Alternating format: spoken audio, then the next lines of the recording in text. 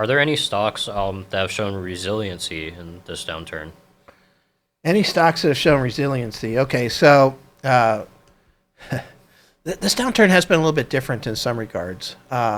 And because technically speaking, in downturns, you look towards utilities, you look towards healthcare, mainly because people still need both, right? It still goes on, and then you look towards consumer staples.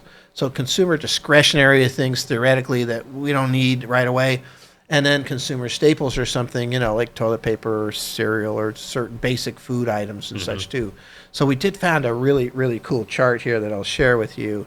This came from a Reddit user who basically made this chart out of data from Yahoo Finance, and this it's a video. I'll play it. It's kind of fascinating.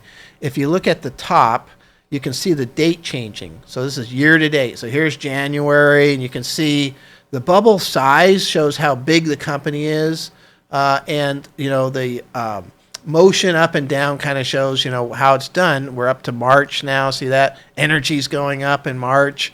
Technology's down a little bit there. You can see some motion and communication services. There's Meta down there at the bottom of the communication services. Energy continued to go up. Here, this is after the invasion. Look at how far up energy. It's all collecting at the very top. And then look at this collapse in June. Boom, it's really coming down.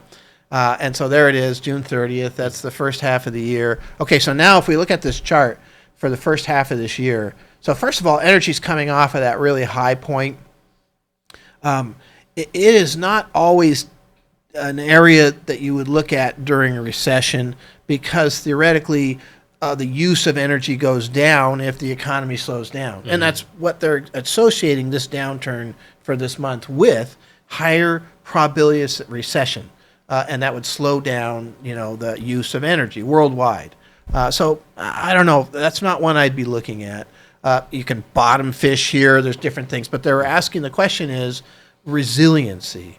Well, if I go over to healthcare, that's a pretty big spread. There are some big healthcare stocks in there, Johnson and Johnson and such, that are above the zero line, that have shown some resiliency so far.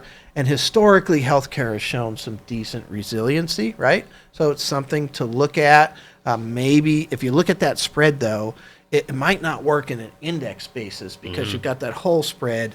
Maybe it makes sense to look at that from a individual stock basis and see what's held up, right? Next one over is consumer staples, and that's the purple one right in between Ethan and I. And if you look at that, it's got a decent spread around zero, but if you look really closely, there's a lot of bigger bubbles below zero. That's a little bit unusual, and that's where I would be careful with consumer staples in this market. Is just because in a higher inflationary environment, these are staples. They don't have as much room to run up the price when their costs start to go up. And so we're seeing some issues here with the possible compression of earnings. And that's not a normal scenario because the last few recessions we didn't have any inflation like this, that's for sure. And so that's kind of, now if you look at utilities, that looks pretty good. And I would think a utility index might be good. So maybe individual stocks in the right area inside of healthcare, utilities as an index. Those would be the two that jump out at me that say, okay, these are areas that work. The rest is all possible bottom fishing. Maybe you bottom fish energy. Maybe you bottom fish technology. We have big holding in Apple, Microsoft. We can see where those are.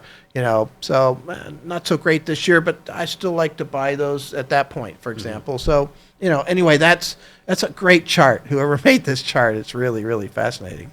Yeah, and maybe it's a chance, like with all these, quality stocks that you think they're good and will be around for 5, 10 years, or are going to be those quality stocks that we have that name recognition.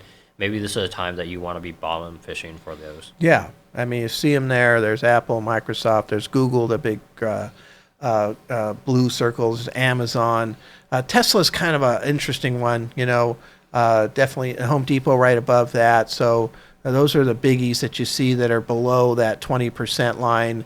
Meta's got this weird transition they're doing. I don't know. There's some possibilities there. Actually, one of the bigger bubbles there at the bottom of that green section with technology is NVIDIA, and that's down 50%. Yeah. I love NVIDIA just as a company. So, yeah, maybe not the most resilient things, other than the fact that they could be down a lot already, and Yeah. maybe if there's a continued recession, they don't come down as much. NVIDIA is still fairly high priced. I know the multiples have compressed, but maybe that goes down more. But maybe that's not true with an Amazon or a Google or something. We'll see how that plays out. But the true defensive, resilient pieces are going to be those selected healthcare and utility indexes, and the rest you're just looking to kind of pick and choose and hope that they're down as much as they're going to be down or close to it as far as that goes. And on our process to dollar cost average into some of those things, as kind of the. But this is a great concept, a good way to look at it as far as that goes, and I think that answers the question well as far for this too. Yeah.